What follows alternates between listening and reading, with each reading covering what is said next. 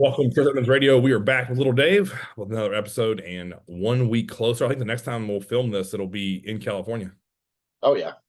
So that'll be fun. We'll basically be in separate rooms. Right. Or we can be like shoulder to shoulder. Can we Yeah. fit in one frame? It's got to get a wide angle lens. Or just move my computer like way back. Yeah.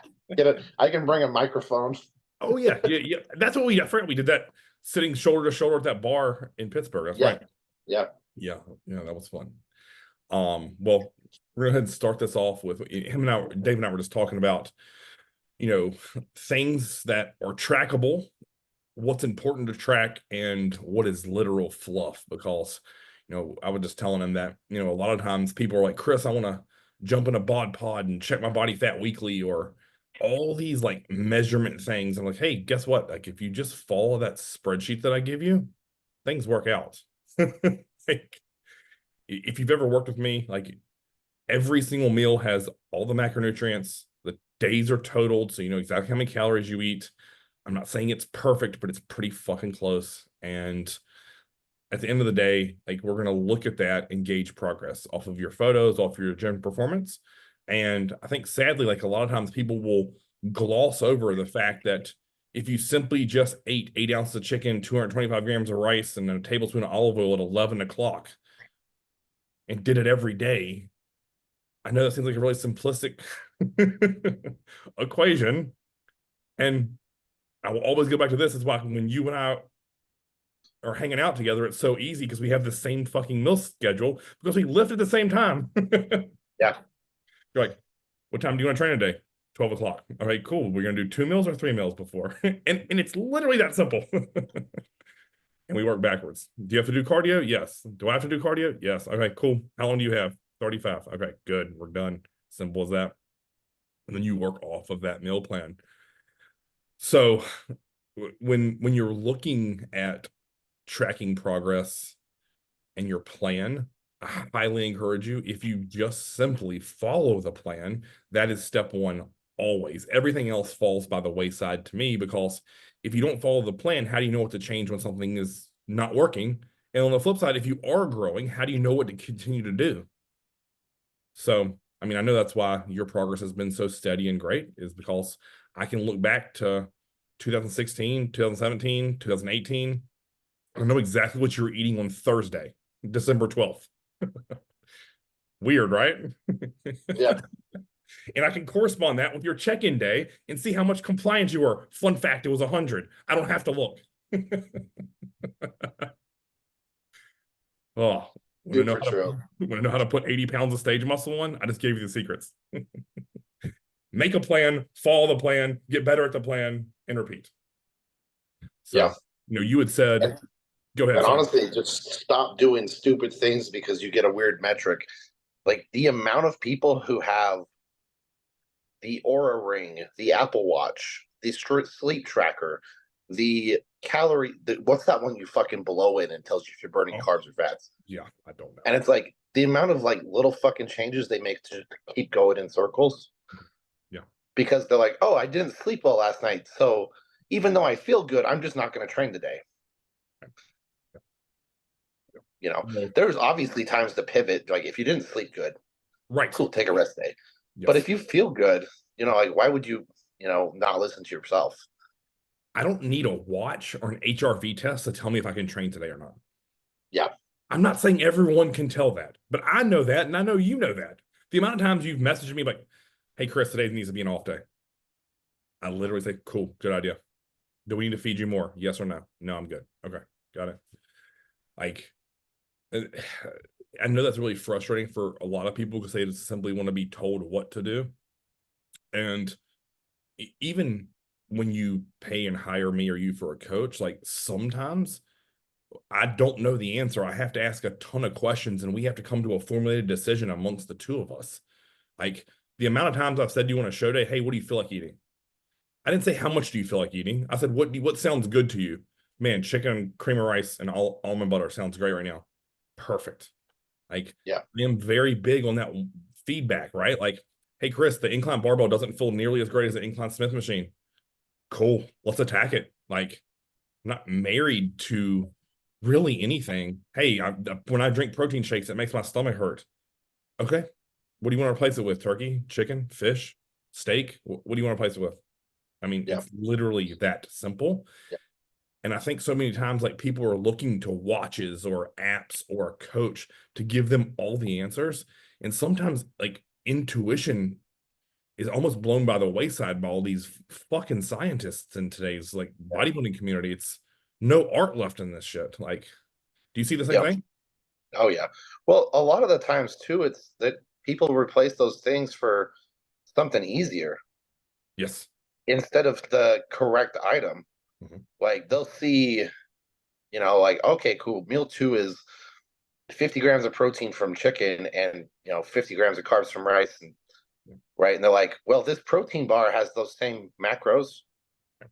This protein cookie has 50 grams of carbs in it, and I can drink that and I can eat that in a protein shake, and it's really easy. It's like it's not the same shit, Right. you know. Or the opposite side of the coin, they're like, oh, incline barbell doesn't feel good, so I'm going to replace it with sitting sideways in an incline hammer because I can feel my chest press. Right. Yeah. Like, there's a huge difference between feeling and doing. Yes. Right. Yeah. Like, cool, yeah, you better feel your chest if you're just bringing your humerus across your body. Right. That's its fucking job. Are you progressing with it? It's like the same thing as, like, it drives me up a wall when I see people who do like multiple top end sets where they work up to, they put a plate on the bar and then they put a 10 and then another 10 and then a 5 and then a 2.5.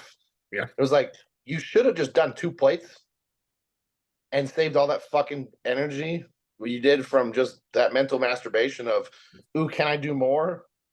You probably should have just, like, oh, maybe you overreached a little bit just jumping into 2 plates. Right. But the amount of effort you wasted of not getting a return from going up, like doing the micro plates for a progression where it's not needed. Like, there's a time and a place. Like, I'm all for, like, all the, we've gone that through before, but like there's things like throwing a 2.5 on a machine. What's on on a hammer strength machine? Like, if it's fucking cold outside, you're gonna have the same amount of resistance difference. Right. Like Yeah. because the bearing grease is colder. Yeah. Like, that doesn't matter. Good luck tracking that variable. Right. Yeah. That to me, yeah, that's really tough for me because I always wanted to just go over and shake those kids and be like, you could have put a quarter on there, right? and I just saved you 3 weeks of progress, right? Where you're getting the number, getting the number, getting the number. Like, again, I'm gonna bang on this drum because that's how I was taught to it. Play quarter jumps, bro. Play quarter jumps. Do that, and your life will be different. And I know there's some out there who say, "Oh, well, you'll reach a point where you can't do that," or you. Not everyone has that level of strength progression. If I can do 2 plates on a bench or a squat or anything for 12 reps, I can put a quarter in there and get 6. Easy. I'm telling you, it can happen because it's doable. The next week, I've always thought when you get 12 plus, it's time to go up. And that's how I was taught. And then you go up by plate and quarter. So if you have 185 on there, the next week you go 225 and fill it out. There isn't. The guy who taught me this said 35s are literally a waste of space in the gym. Plates and quarters, bro. And I was like, all right, done. Yep. I realize that girls may not be able to play by those rules, except in their upper bodies. I completely get that, so ignore that if you're listening. But guys, I'm telling you right now, even on dumbbells, right? If your gym has, say, 5-pound dumbbells to 170 in 5-pound increments, if I hit the 120s for 10 or 12, I'm going to 130s next week. I'm not doing 125s. Agreed. I just saved you another week. Yeah. Like, I'd almost vouch on the side of a little bit too much. Yeah. Like, cool, if you get less than 6 reps, it's not like you just waste it away. You're going to wither away and lose all your muscle. Agreed. Yes. You're not going to start hypertrophy. It's like your body still saw that as struggle. Right. Like, am I going to say hit less than 6 reps always? No. Right. But like, cool. If you get 5 and a partial, Yes. and then the next week after that, you get 6 and a partial, Mm. Yeah. and the week after that, you get 7. Like, all right, fantastic. Yes. Right. Because that leads to building it up. But like, just getting up to like, building up to a number because you see it as a progression. Most of the times, those people stop with 10 anyways. Yes. And I've always thought too, like, let's say I'm doing incline barbell and I go up to 365, where maybe I should have done 335, and I get 6. That back offset, just double the fuck down on it. Put 275 on the bar and just rip that thing into the ends of earth and do force reps. I've always thought about that. And even on that back off, like let's say 275 like crushes me too, like it's a hard 8, plus I get 2 force. Dear God, strip a quarter off that bad boy, get 225. Like get some more. If you want your reps to be north, just make that last back off a little bit of a drop set. Like, so if you do 8 plus 2 force, you're at 10, strip down to 2 plates, get another 6 and 2 force, boom, I'd have set a ton of reps. I guarantee your upper chest and your front delt and your whole pec, it feels like it's trashed. Mm-hmm. And again, that's just a pivot I just did for you. Like if you don't hit, there was one day I hit 5 plates on that rogue belt squat and 3 bands. Way too much. I felt really good. So I hit like, it was a shitty 6. Like it was shaky. All I did was bracket, go over, pull those bands off and do 6 more. Mm-hmm. For my top set. Easy as that. So I ended up getting 12 total, and it felt incredible. Legs were pumped. It was great. I had just too much tension. I probably should have done 5 plates aside in all those bands, and I could have probably gotten 15 to 16 if I had to guess. So I think sometimes like people just get so caught up in, oh, what if it's too much? Well, if it's too much, just make an alteration. Well, And then, that's the goal, anyways. right. Yes. Yes. And I think like I'm sure you're the same way. Like the first time you picked up those 180-pound dumbbells to press them is a little scary. And Oh, each time you do them, it's a little less scary and you gain a little bit more confidence and your nervous system adapts a little bit more. Your elbows are a little less shaky, even though it's still scary. It's not nearly as bad as the first time you do it. So Mm-hmm. I'm a big believer in, you get confidence through doing. Well, the first time I ever unracked 315 on the incline barbell, I was terrified. Yeah. And then now I don't even think twice about it. It's like, it's 315. I don't even need somebody to spot me at this point. Like, so I know that's a really big side tangent for you guys out there, but if you have a good spotter or you're in a machine, like what's the big deal if you fail early? As long as your phone's good. Yeah. Your goal is to find failure, anyways. Yes. Yes. I mean, if you're not doing that, like, why are you even at the gym? Well, that's because most people's idea of failure is like still doing the rep. Yeah. I really sometimes I watch reels to like get ideas and just see where the landscape of social media is going, and it's mildly enjoyable and a brain melt. And there was this girl doing kneeling lat pull down single arm facing sideways in a cable that you would do like cable crossovers. So envision me kneeling and then doing this, and it said do 2 sets to failure. So I'm okay. I want to see what her failure is. It was like this and rack. I'm like, there wasn't even any like elbow shiver or no muscle shaking. I'm like, oh, this is what people think failure is. Yeah. My favorite thing on those is like, good luck bracing yourself. Yeah, no shit. Yeah. Like, I'm just trying to imagine having enough weight when I'm not getting yanked off the floor. Yeah.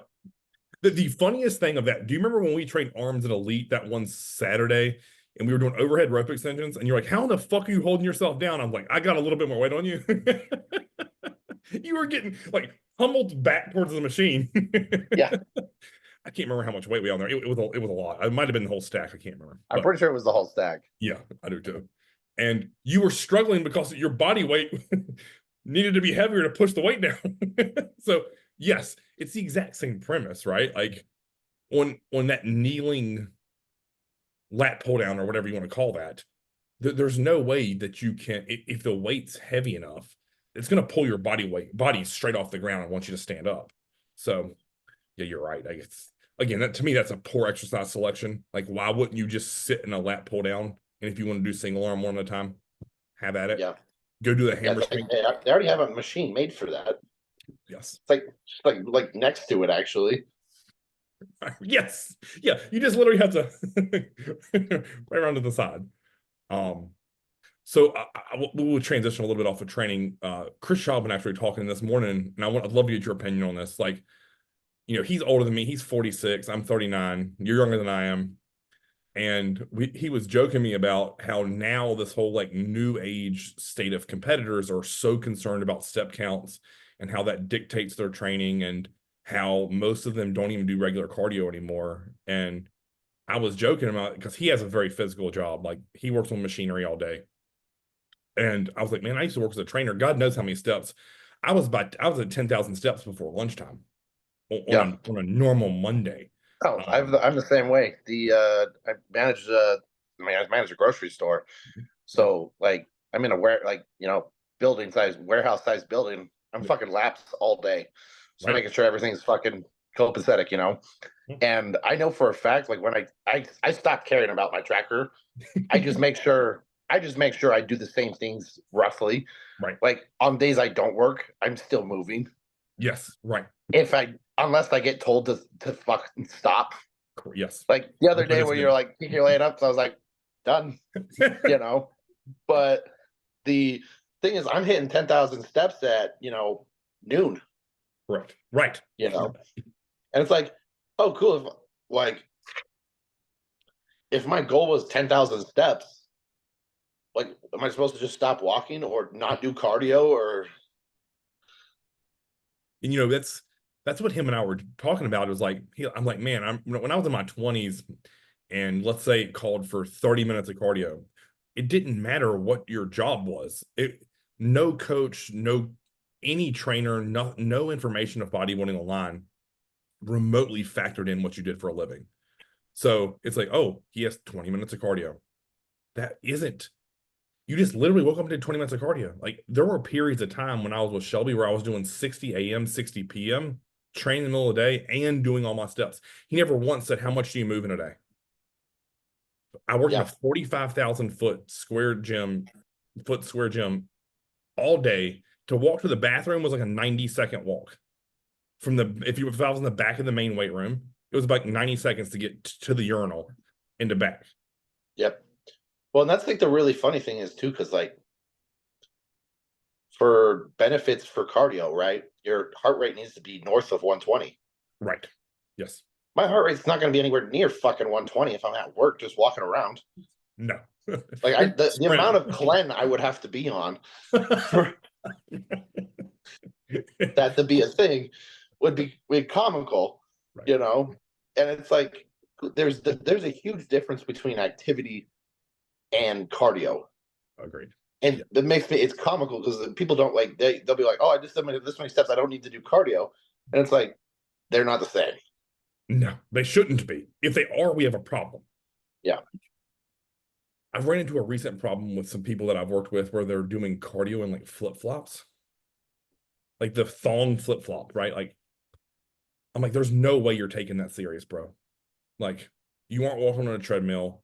I wouldn't even want to pedal on a bike with flip-flops on some little vacation, like overlooking a beach, and maybe I'm just out there pedaling around while Angel does her cardio. Like if I'm on a Stairmaster, put on some damn tennis shoes and get after that shit. Like take it serious. Like, yeah, I know maybe your favorite pro does it. They play by different rules, man. Until you have striations in your ass that look like this, put on some tennis shoes, please. Yeah. Like, I guess I know people don't all view cardio the same way I do. Even if my plan says LISS or low intensity cardio, I better be pouring sweat. I'm squeezing my glutes no matter what I'm on. And even if I'm on a bike, it looks like my quads, I just did 40 sets of extensions when I'm done with it. Yeah. Yeah, it should be somewhat difficult. It shouldn't just be a mindless activity. Like, yeah, it doesn't need to be excruciating for just LISS cardio. Right. But it needs to, your heart rate needs to be elevated. And if you can do it and read a fucking book, you're not doing it right. If you can do it and send a legible text, you're not doing it right. Right. Agreed. Like you have to be able to well, watch the old Kai Green videos. Yes. Yep. Take a gander at how he does the Stairmaster.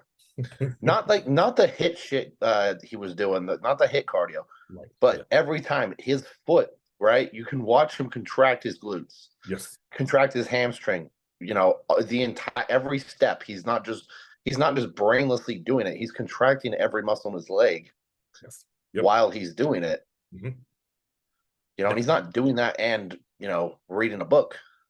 You know, it's really interesting. I heard there was a seminar where it was him and Seth Feroce talking about cardio, and they both echoed one statement that stuck with me. They're like, every step is done with purpose. Like, there's a reason every step happens. And to me, I've always thought about that. Like, you can walk on a treadmill or you can walk on a treadmill. Like, if you want dugout glutes. And there's a difference between push down, drag, hamstring, glute, push down, drag, hamstring, glute. Or Stairmaster, same shit as you said with Kyle, like foot down, slam on that glute, full contraction, next step. And that makes a difference. And if for all the people who don't think it does, like a forceful muscle contraction burns more calories, fun fact, than just Yeah. I mean, Or the ones that just throw an incline on and then lean over it and then just like slouch the whole time. yes. Yep. Or they laying like this on the Stairmaster. Bro, Yeah. you might as well just go pedal on a bike easily if you're gonna do that and take half your body weight. That shit, it makes me laugh every time I see it. I see it so often. People go do a training session and then they'll spend a half an hour on a Stairmaster, fucking slouched over and just like, like 3-speed, just like crawling. And it's like, just go the fuck home. Yes, agreed. That's doing absolutely nothing but making you more fatigued. Yep, agreed. You know, it's really interesting. I was telling you, I just said that I worked in that gym, right? Anytime I had a competitor, and I used to love the Stairmaster, I used to thoroughly think that was the only way. And we had 4 of them in that gym that was right on the corner. So, like, the main weight room was over here, all those Stairmasters. So I could see those Stairmasters at all times. So when my clients came in, I'd always watch them fuckers like a hawk. And if they were leaning over, I'd like ask my client, like, can you give me 10 seconds? I go slap them on the back of the calf. Stand up. And then I had to develop this stupid ass rule where you could only have 3 fingers on it at all times. Yeah. Like, if I have to create that rule, that's an issue. Like, Yeah. and anyone I gave one girl, I took the micro orange elite FTF band, a long yes. one. Yeah. And I stuck it underneath the screen, just Oh, around that bar. yes. And I had her hold on to that. And I told her, I was like, if there's any point there's tension in this band, yeah, you're holding on too much. Yes. So it was like almost like reins on a horse. Right. Because it had zero tension when if she was standing there. So if you want something to do with your hands, hold this. That was super smart. And and it's like you can see, like, as long as because it's the orange band, so it's gonna just like kind of let you fall anyways. It's not gonna take anything away from you. But it's like as soon as you see tension on there, you're using your arms. Yes. And she did that for like 3 sessions. She's like, I never needed it again. Correct. I understand. You know, always challenge people to do this. The next time you're on a treadmill, grab one and hold on with your hands. See, get a feel for your heart rate, and then take your hands off and walk for 3 minutes and see how your heart rate goes this way. Yeah. It's a difference. It's the same thing with the stairs. If you stand up and simply use your hands for balance as opposed to a brace, completely different. One is so you don't fall over. The other one is so you are taking weight off and making it easier. Yeah. I've always felt this way. I'm sure you do the same.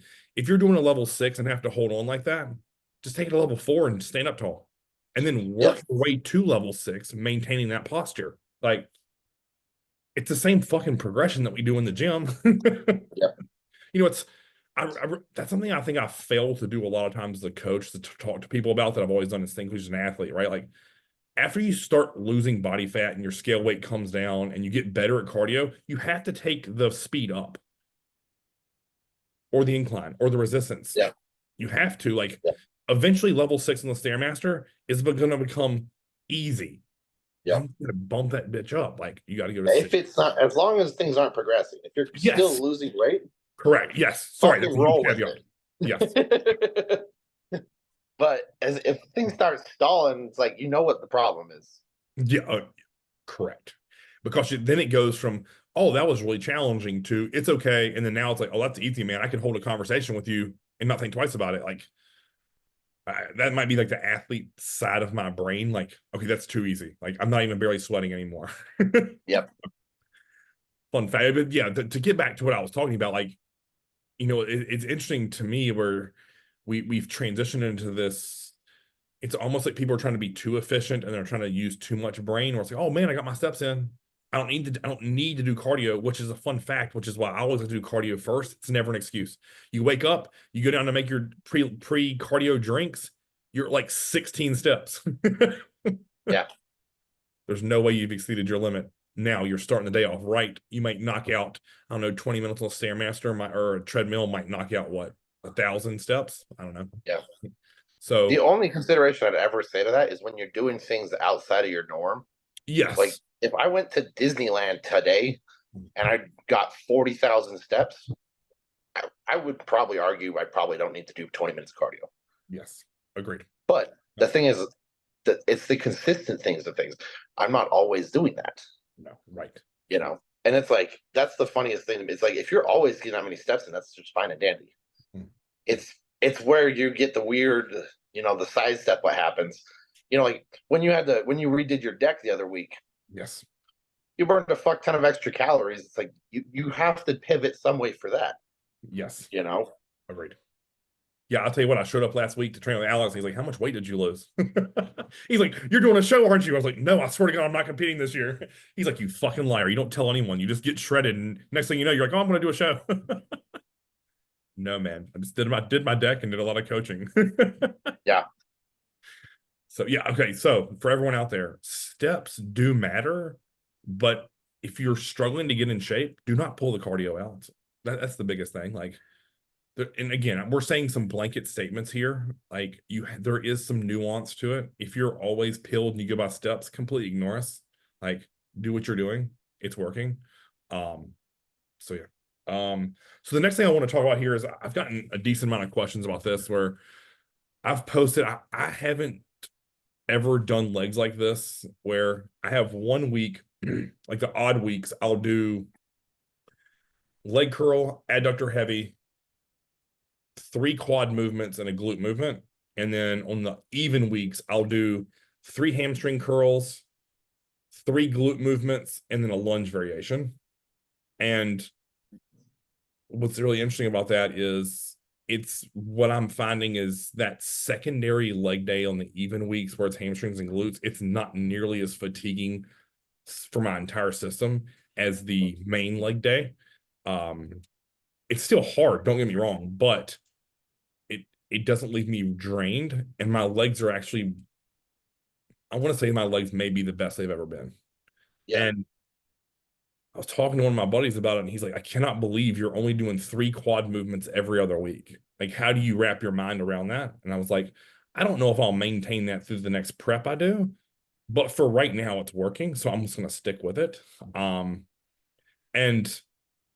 what I think is really interesting is when I think so many people, when they think about training over the course of a week, they don't think about it in terms of a month or a block of time, like 8 weeks, 12 weeks. And I mean, listen, every other week, if I crush leg press and a hack squat or a true squat, I don't think my quads are going anywhere. No. Yeah, they're definitely not going to leave you. No, but what I am getting is more focus on that glute training because, normally even if I did hamstring to adductor to glute, then quad, I'm not getting those glutes as fresh as I would be if I do 3 leg curls and then glutes, and then I can get tons of effort energy to them. And it's just a good little rhythm for me because I really double down hard on those weeks of back with Chris and the newbie on Friday. On the like tomorrow, we will crush my lats. Yeah. So I think that's always something to keep in perspective. Like, yeah. Especially with people who are, if you're new in the sport, everything needs to grow. Yes. And I see it so often where people get really nuanced. They're like, oh, my arms need to grow. It's like, dude, you're 145. Everything needs to fucking grow. But you can definitely do it you can't just systemically overload everything. Like we all know this. If you're trying to put pour coffee in your mug in the morning, just because you want more coffee doesn't mean you can tip the coffee pot all the way upside down. Right. You're Right. gonna pour it everywhere, right? It's not gonna go in the fucking mug. Yes. So if you do that with training, you just fucking train everything, you're gonna make a fucking mess. Right. Your body's not Right. gonna recover from it. Yes. But doing possibly like even just breaking it down into like, okay, cool, we got 4 weeks and we're gonna focus on chest. We got 4 weeks, we're gonna focus on glutes. Four Right. weeks, we're gonna focus on back, and allowing the other times where you still obviously train everything else, Right. but you Yes. just train those things harder, Yeah. so that just like you're pouring that coffee, right? You're pouring it at a speed your body can handle, Yes. Yep. versus just tossing, just dumping it all on the counter. Right. Um, Doing stuff like that allows for the recovery, but it also allows for the growth to happen, because for like our body, everybody recovers at a different rate, so that's different for everybody. But your chances are you recover mediocre if you're not, in most cases, Yeah. if everything's not nailed. So it's like you're definitely not going to be able to recover from an onslaught of everything. Yes. So finding that little blocks of times to progress yourself forward in a different way. Right. I've always thought about like training is this, right? And you said a coffee mug, but I'm going to use this as a demonstration.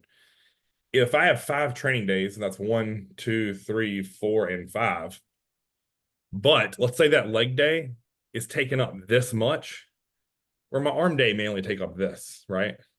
So that's a huge chunk that if you look at my physique, I'm not losing a bodybuilding show because my legs are underdeveloped. Yeah. From any angle. So why am I going to continue to take that much out of my reservoir, so to speak, or cup, when my back really needs 2 of these? And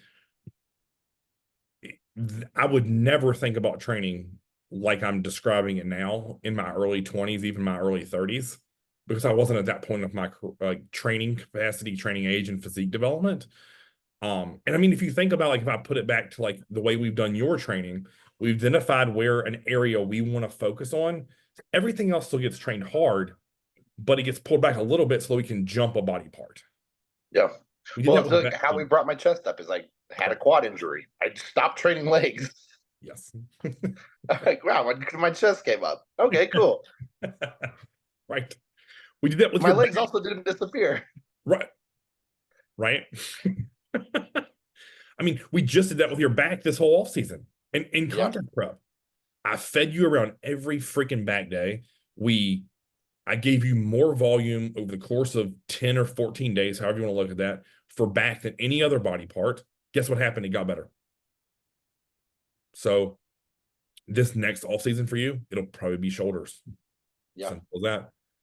And only because I have a vendetta against that one judge who told you your shoulders weren't big enough. And I'm like, you know what? Yeah, I'm with you there. I hear you. We're going to make those things so motherfucking big. Side right there. But to get back to my thought process on training, and yes, I need everyone to hear exactly the caveat that you made. If you are not to advanced level bodybuilding, this is completely irrelevant, and do not think about it this way. But if you are very developed in most areas and you're missing 1 or 2 pieces of your physique, it's probably best for your strong points to throttle back on.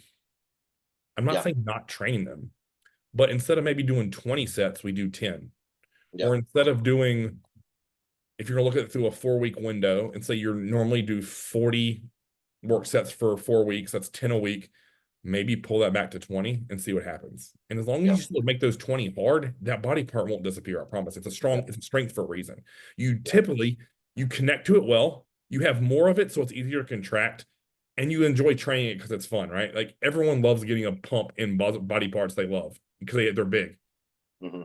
If you brought me in the gym and said, Chris, like, I want to look crazy all day long, I'm going to do chest and shoulders and legs, because the pump is wild. Yeah. It's Well, fast. it's also really funny on the side tangent is we get a lot of pros who have really, really, really good body parts, but then they have some glaring weaknesses. Yes. And then you watch their training and it's like, why are you still working on your fucking strength so much. Yes. Like Yep. I've seen people who have like the craziest glutes in men's bodybuilding, and then their quads fucking suck. And it's like you take a gander at their leg day, and it's like, why are you doing one quad movement? Right. You Yes. know, or they just don't realize what they're allowing their glutes to take over for. Yep. You know, like they do a squat, and it's all hip dominant. They do a leg press, it's hip dominant. And it's like they're like, I don't know why my quads suck. It's like, well, because you suck at training. Yes. Yes. And I just had a conversation with a guy who he asked me, he's like, Chris, like I need my legs to grow, not my glutes. I was like, get off that barbell squat, man. You're shoving your hips back. Get on a hack squat, pin your hips to that pad, keep your feet low on the platform, and be weak. Like, Yeah. you're gonna be awful at it. And he's like, what does that mean? I was like, your glutes want to work. Make them not work. Like, force your quads to work. And that's going to be humbling for most because they think about lifting and its ego, where I'm sure how you are. Like, I love restarting progressions on things. Like, Oh you yeah. know what, I'm going to completely overhaul my form, or I'm going to change a machine or change something in my training. Like, I'll give you a great example. My leg press, I started doing beyond too shallow for me, and I was moving my feet too high on the platform. I hated it. I saw a video and it made me sick to my stomach. And I was like, no more. I'm starting back over at the bottom of that fucking platform. I'm going to make sure, I don't care if I'm at 3 plates aside, I'm going to make sure my leg press is good again. I'm finally Yep. back up to that weight. It took me a year, but Yep. that was fun. And I remember Mm-hmm. Chance come in. He's like, "You're only gonna use 5 plates in the leg press today." I'm like, "That's all I can fucking do the right way." And he's like, Mm-hmm. "All right." Yeah, and then you also get the carryover. You're like, wow, my ankle flexion's better. I can, Correct. you know, it's like Yep. I can. All these other things play a role into it. It's like, well, you know, like you don't have to beat your joints up to feel a muscle anymore because you're doing it correctly. Correct. Yes. You know, and that's where longevity comes into this, right? Because like if it makes zero sense to beat the shit out of something if you only get a 20% reward Yes. versus like beat the shit out of it but get an 80% reward. Yeah. Yeah. But yeah, cool. Weight is irrelevant. Like, as long as it's difficult, you find failure. Mm. Your Right. muscles has to change. You does. Yeah. You don't have to do a leg press with the whole fucking leg press loaded. Mm-mm. Mm-mm. You know, like cool if it's all in your hips and your glutes, and you're like, okay, why are my quads not growing? And it's like, and you're fucking, your hips and your fucking hips are wrecked for the next week and a half Right. after that set. It's like, good luck doing anything, lower back wise. Right. And like that's hindering you that far, and it's like you're getting this much out of quads. Right. Yeah. Like, why don't we just take a step back, unload most of that weight and do it correctly, Right. and then you get the benefits of doing it correctly. Yep. Great. It's when Dwayne, I remember when he got that true squat back in the gym, and I hadn't used it since the old days of John. And I knew how much I'd done in the past. Man, the first time I got back on that thing, I was so humbled. Because you remember how much you could do. And I'm like, man, I was way smaller then. Like, I'm going to get right back to it. No, hell no. I was terrible at it. And it's like, Yeah. I got to go through that progression again. And it was so much fun to go back and each week and it felt easier and easier. Well, what I mean by easier is I felt more confident doing it. Yeah. And the weights felt lighter as I was building up. Yeah. So, Well, it's funny actually talking about the true squat. We got one of those. I found one for the gym, okay. and it was funny because like the first couple times I saw people using it, I was like, let me show you something. You know, their feet are like 9 feet in front of them. Yeah. They're doing Oh, it yeah. like they're doing it, and it's like put your feet underneath you, or even it's gonna feel like your feet are behind you at the beginning. Great. And they're like, holy shit, that's hard. And I was like, do it that way. Yes. Because when people do that, anytime I've had someone join me at Elite for that, they've always been like, this doesn't feel right. I'm like, just go down. It's gonna feel off, but just go down and it'll feel great. Well, for us, it'll feel great. Yeah. Our quads are gonna Yeah. get trashed. So yes, I've done that with dumbbell rows. I've done it with pull downs. Like anytime I've always thought that one of my body parts need to drastically improve, get rounder, fuller, bigger. I've always really doubled on filming my sets and assessing everything that I could within that lift. I'm like, how am I making this easier on me? And I need to take that out and make it as hard as humanly possible. The amount of times I see people do like side laterals and it's all trap or upper back or it's hip sway. And I'm like, that's glutes, calves, and traps, right? No wonder your side delts are non-existent. Like it's time to lighten that load, redo your form, and restart the progression. And again, I know that sucks to if you're a logbook person or however you want to think about it. Like, I guess I've always figured there's lots of people who are smaller than me in the gym lifting way more weight, but their physique isn't developed. And Hmm. that's I think that's the difference between a weightlifter and a bodybuilder, right? Like we use weight as a tool to get bigger, where they just move weight because that's what they're good at or it's fun. Hmm. So, which is why I think when people train with you or they're like, "Oh shit, like y'all get on that muscle and stay on it." I'm like, "Well, isn't that how you're supposed to train?" We want to exhaust the target muscle, not bring everything Yeah. else in. Now, people I think will hear me and you say that, and then they'll see you and I like get together and rip a 160-pound dumbbell on a dumbbell row and be like, I thought you said you're supposed to isolate it. I'm like, well, yeah, we got to have fun too, though. So there's Yeah. some gray Well, area. there's a huge difference between just an isolate. Like Yes, yeah, I could probably take a 5 pound dumbbell and make it really fucking terrible. yeah, Do I think my lats are gonna grow from that? No, they don't. They won't give a flying fuck. You know, they like the. It's like one of those things. It's like, okay, cool. Like if you don't feel your hamstrings in like an RDL, right? But you're getting stronger at it, and right. your hamstrings are progressing. It's like, what are you supposed to be feeling? Mhm. You know, and getting that weight up to where it's like, okay, cool. Well, if you're doing an RDL with 4 plates aside for sets of 12 plus, Mhm. chances are you have pretty developed glutes, hamstrings, and erectors. Correct. Yes. But then you get the same people who do a fucking quarter aside, and they're hyper focused on form and execution, and they do it for a set of 12, and then they're like, I felt it, I felt the squeeze in my hamstrings. It was like, what are you searching for? Yes. Because if you're just 4 years down in that journey of doing RDLs and you're still just doing a quarter, Yeah. something's fucking wrong. You know, one of my clients, Sean, who just came out and trained with you, he asked I had a leg curl video. I can't remember what leg curl video it was, but he said, Chris, is it more important to move the weight with good form but not feel the hamstring, or go a little bit lighter and crush the muscle? And I think my comment back was both. And maybe I'll explain that nuance, because I feel like it's what you were just talking about. Is I think for us, it's like when we put the stack on a leg curl or pin weight on it, I still feel every inch of that in my hamstring. Mhm. But that was an acquired skill. Where I think a lot of times people look and might watch us do that and they're like, oh, they're just ripping that weight up. They're throwing form, feeling, and contraction out the window to just move weight. And like that is the exact opposite, I feel like. Like, even if it's a leg curl, a leg extension, a hack squat, you name it, I still feel like when you have as much experience at contracting a muscle as you and I do, we can do it with heavy weight, which is why we grow well, right? Like, when you lower the weight, can you feel the contraction? Some would say even more. I don't think I feel it anymore. It's just lighter, so I have more control over it in a slower tempo because it's not as heavy. Like, Yeah. it's it's almost one of those scenarios where if someone asked me to like describe that, it'd almost be like the newbie all the time is what we Yeah. can usually elicit out of a muscle. Now, Chris Osborne would argue with me that I can't generate as much force without the newbie, but I think you and I can. We might not be able to activate every little fiber that he can with a newbie or you can with a newbie, but it's pretty damn close. Like, Yeah. you just And want to that's an acquired skill too. yes, yes, agreed, agreed. So I think the answer to that question, right, is like you want to get to the part where even your top sets are crazy contractions and stretches and you fill every inch. Now, I've also had sets where of like say squats or deadlifts, like you may not feel that in the minute that you're doing it, but when you sit it down, you're like, oh shit, everything's pumped.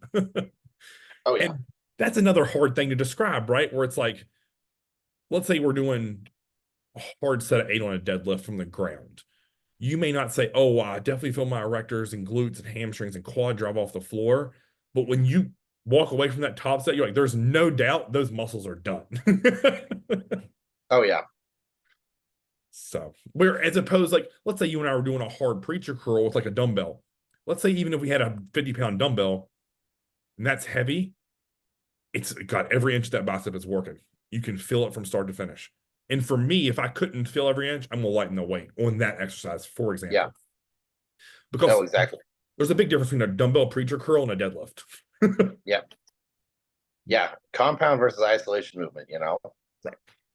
Yeah. And for sure, like compound movements you're meant to get stronger at for sure. Yeah, right. Yeah. You know, and that's where people get so fucked up backwards is they stop doing the compound movements because they think they're not as cool. They're like, I don't feel the same in my triceps.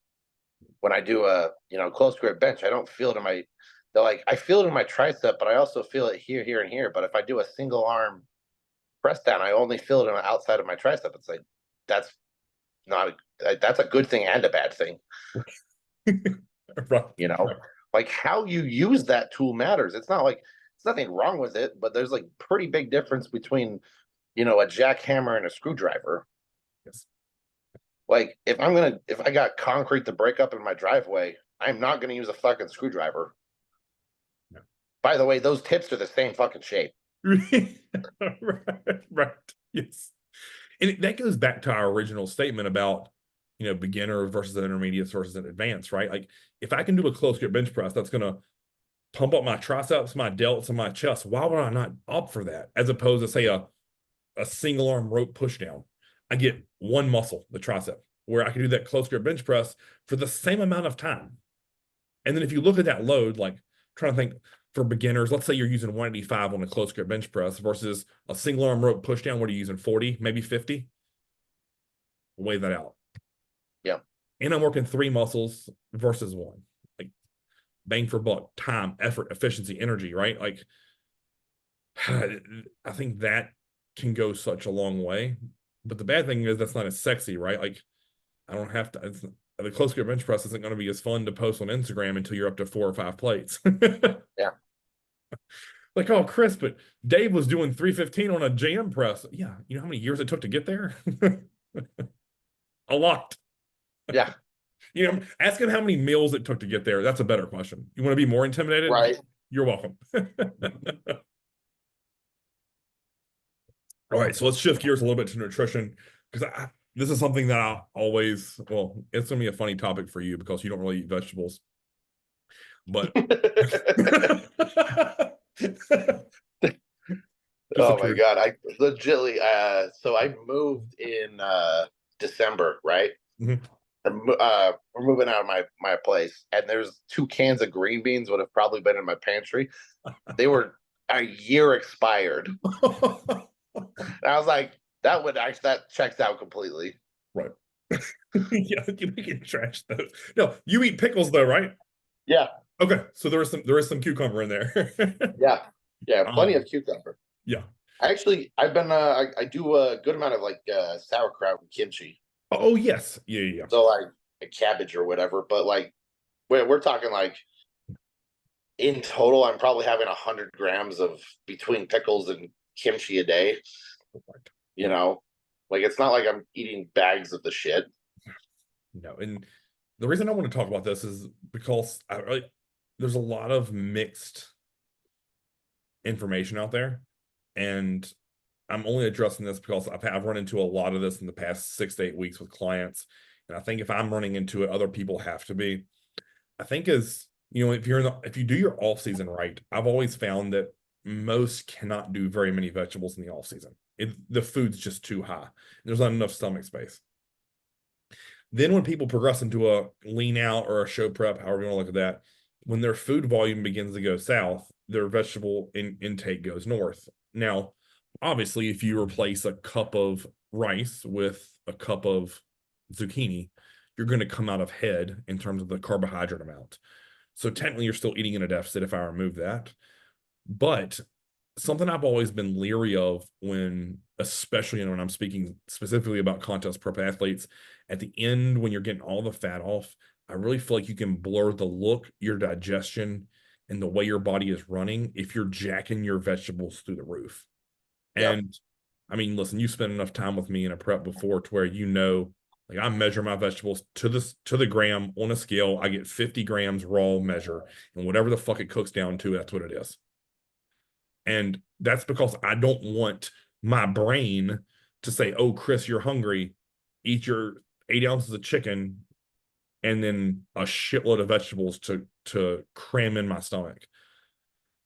And I only feel like that is it's this reinforcing to me a bad habit and something that I always have felt like this, again, going back to that new crop of bodybuilders and competitors where it's like they're scared to be hungry. And I equate hunger to fat loss. Like, Oh yeah. we're getting somewhere.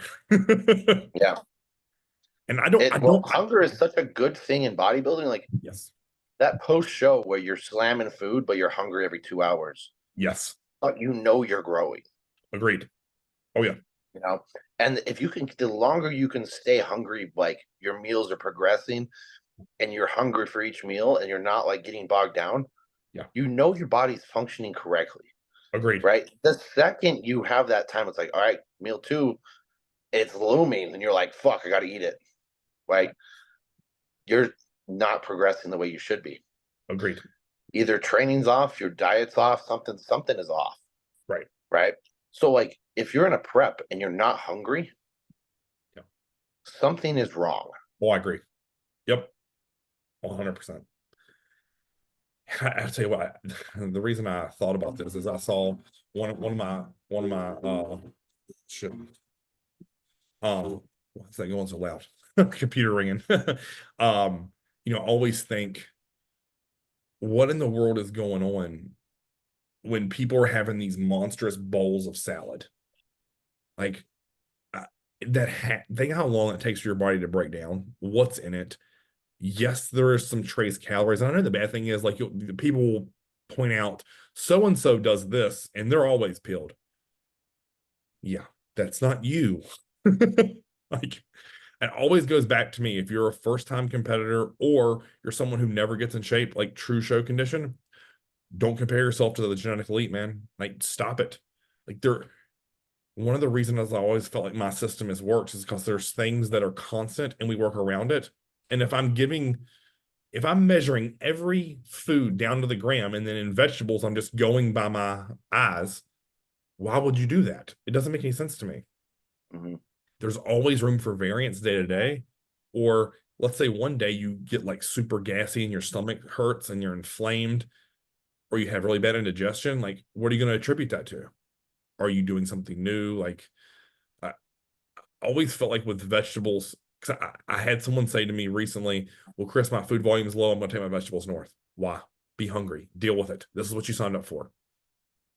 And I know that may seem harsh or old school, old dinosaurish, but I'm just like, this is contest prep, man. You're supposed to be hungry, baby. You want those face wrinkles Dave has? That's from being hungry. You're welcome. Yeah. Well, it's like one of those things. It's like you can't have one without the other. Right. Yeah. And try to find ways to not be hungry is just like shooting yourself in the foot. Agreed. And hoping to be able to run. Yes. Agreed. Yeah. I've never felt like escaping the pain I've ever gotten a benefit from, whether that's training, cardio, work, anywhere. Like, embrace that and go head on through it.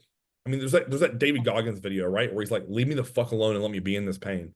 Like, there's power in that mindset. Like, as opposed to saying, oh man, if I add 100 grams of celery and a handful of spinach and onions and peppers and pickles, will that make listen, you're still going to be just as hungry. You're still going to walk away from that meal just as unsatisfied. And yeah, I know that because I've been there. Like, even if you, and it goes back to the conversation you and I had last week about high days. I could give you 12 ounces of steak right now, 12 ounces of potato, and a bowl of cream of rice, and you'd be like, that didn't touch my hunger. You would still want to, or you would have the ability to eat more. I could still give you 2 cups of rice after that, and you'd be like, okay, done, easy. What's next? 2 bananas? Yeah. All right, cool.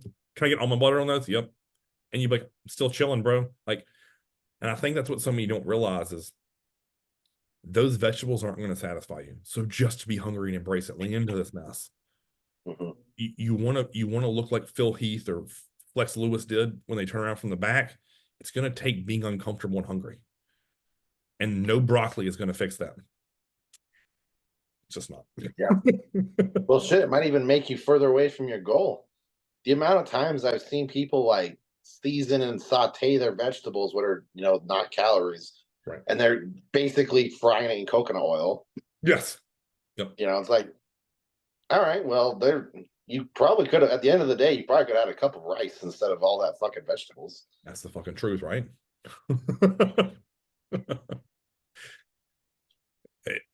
Yeah, I don't really have any advice there other than just measuring. There's a reason on my plans I write how many grams of vegetables for you to have. It's not a recommendation. Just like the rice isn't a recommendation, or the steak, or the chicken. It isn't kind of a cup of egg whites. Yeah. Yeah, there's a reason I also don't measure almond butter in tablespoons. Too much variance. When you're hungry, you'll cheat. I don't care. Yeah, it blows my mind when I see people who still have plans with their cream of rice is measured in tablespoons. I'm like, who's doing this accurately? And how the fuck do you measure cream of rice in tablespoons? I don't know. Yeah, there's a scale for a reason. It's super easy. You don't even need any tools other than a scale. Yeah. Yeah. I think that's a great place to end. Like, because at the end of the day, I know contest season is looming for everyone right now who's competing. And everybody's doing nationals. It's about time for them to start dieting. And it's just like, hey, lean into this moment because it's going to be gone before you know it. And I know that 12 weeks sound like a long time away, but I'm telling you, you blink and you're 3 weeks out, and then it's like, oh shit, the work was either done or it's not. Like, and yeah, the amount of people I've seen at 3 weeks out, and it's like, man, you're 10 weeks out, 8 weeks out. What are you going to do? Nothing. Show up fat, show up out of shape. Good luck. That sucks. Then blame their coach for them not following the plan. Correct. Right. Or oh my God, I just had a guy reach out and he wants to do a show in October. Okay. And he's like, my goal is to keep pushing food for the next 6 weeks. And I was like, October? I was like, dude, there's 9 weeks till October. Right. We can diet for 3 weeks. Yeah. 1 bottle of Clean a day. Yeah. I was, it's like, you got to give yourself this doesn't just happen immediately. No. Like, I mean, if you just think about the time you had between your Salt Lake show and USA's to just marinate in this condition. Yeah. That's longer than he wanted to prep for. Yeah. And again, it goes back to, the guys and girls who get the leanest and are absolutely peeled. They've done it well ahead of schedule. I'm not saying there's some people out there who can't do it right to the T, but for the most part, you're walking around pretty damn lean with 4 weeks to go. Like, or if you're bridging shows that are 4 to 10 weeks apart, you're gonna be pretty damn lean that entire time, and you're just gonna have to fucking deal with it. And no one wants to talk about that because it sucks and it's hard and it hurts, and there's gonna be days where you want to eat the whole house and you don't get to. Like, and that's part of competitive bodybuilding or physique enhancement or bikini, even bikini, right? I don't believe in my heart. I've trained a lot of bikini girls, and even though they don't have to get quite as lean as we do, it's still hard.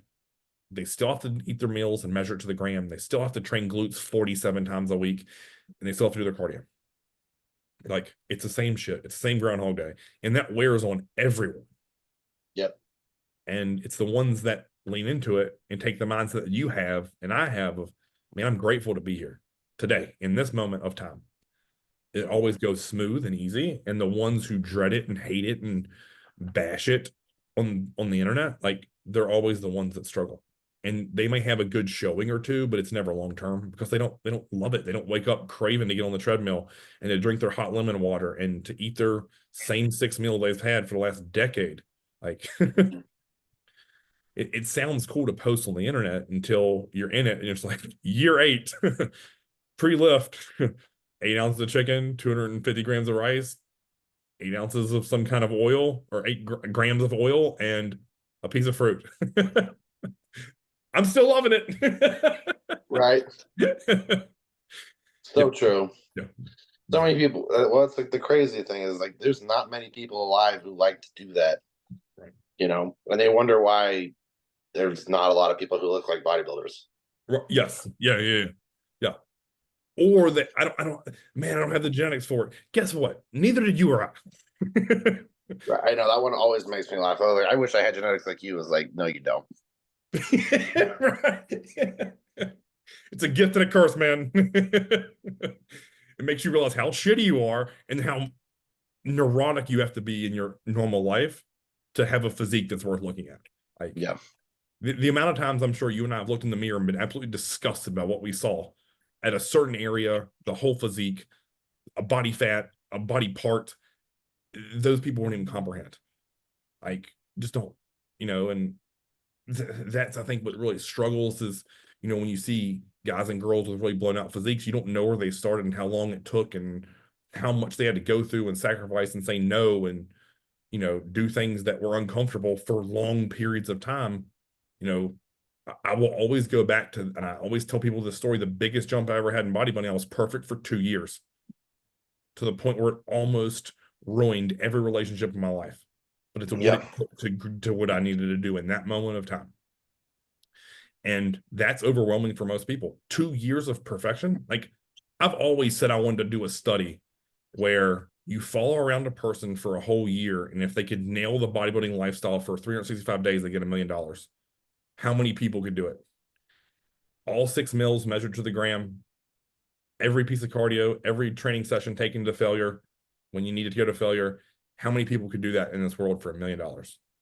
And yet you and I do it for fun because it's not easy. It, Yeah. it, it's fun for that first month. I'm sure you've had clients, and I have them from time to time where it's like they start with you, they're all about it, they're getting progress, things are going great, they're 3, 4, 6 months in, and then they just hit a road wall. And it's like you just start to see this a slowly decline in compliance, progression, performance, and the next thing you know, they're gone. Mm-hmm. And like, well, Chris, I thought it was going to happen like this. And it's like, no, bro. Like, you need to add 50 pounds of stage weight. It's going to take years. Oh, you don't have a magic drug protocol? No. Sorry. Yeah. I wish I And the did. ones the ones who are asking about the magic drug protocol also are the ones who never fucking nail the plan. Yep. Yep. Yeah. Yeah. That's a tough reality to walk into. Well, what do you mean? Follow the plan, man. Well, the plan's boring. Yeah, no shit. It's not Yeah, no exciting. joke. It's always really funny too, or they want like advanced protocols. It's like, dude, you can't even nail eating your fucking chicken and rice, Yep. right? You're talking about like IGF-1. Yeah. Like, please stop thinking about that and nail the basics. Like, send me a video of you doing a fucking drop set on hack squats. What makes me want to go train? Yes.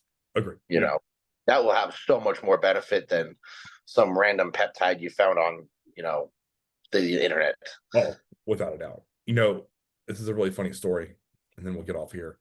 I had a guy, and he was like, Chris, I need an advanced level insulin protocol. And I was like, Jeff, you can't shoot your testosterone on time weekly. Why in the fuck do you think I'm going to give you an insulin protocol? He's like, fair enough. Like, and I trained his girlfriend at the time who gave him his shots. And she was like, the amount of times he blows them things off because he doesn't want to get stuck. And I'm like, I know, bro. Like, you can't do the basic. I'm not giving you advanced. And if you're in the gear world, testosterones are basic. It's the if you can't do that 4 to 6 times, 4 to 7 times a week, good luck. Like, why are you even talking about sniffing about insulin or GH? Like, oh, now you gotta do it daily? No, you won't do that. I'm sorry. If you No, side tangent there. Like, super true. we must nail the basics if you want the advanced. And you'll never get to advanced if you can't hit the basics. And then once you're advanced, you've just mastered the basics and you're repeating them. Yeah, they never stop. Right? Yeah. Yeah. Scale on. Put the plate or bowl. Hit tear. There we go. That's step one. on meal planning with Chris and Dave. Right. Because listen, inevitably, I'll text you at some point on Monday. I'm like, are you bringing your scale or do I need to bring mine? And you're like, I'm going to bring mine. Okay, cool. Can I use it? Yeah, we're good. Yeah, pretty much. Yeah. Yeah. I think before we went to Pittsburgh, you're like, hey, are you going to bring your scale? And I was like, yeah, I'll bring it. Like the body weight scale. Or maybe, well, yeah, I think that was Pittsburgh. It was, yeah. I had you bring like the weight scale, and Yes, I brought the kitchen scale. correct. Yeah. Like, yeah. Yeah. Well, I have like a travel one I always have with me. It's like in my meal prep bag. Like Right. it lives in there. Right. Yes. And then I have a nice one for my kitchen. And like it's funny because like I literally always have one. Yeah. Yep. Yeah. But Things to be successful with. If you don't travel with it, you're not gonna have it. yeah, super true. All right, guys and girls, that is another episode. Hopefully you got some good information out of that. We'll be back running in live person together next week. Yep. So, see ya.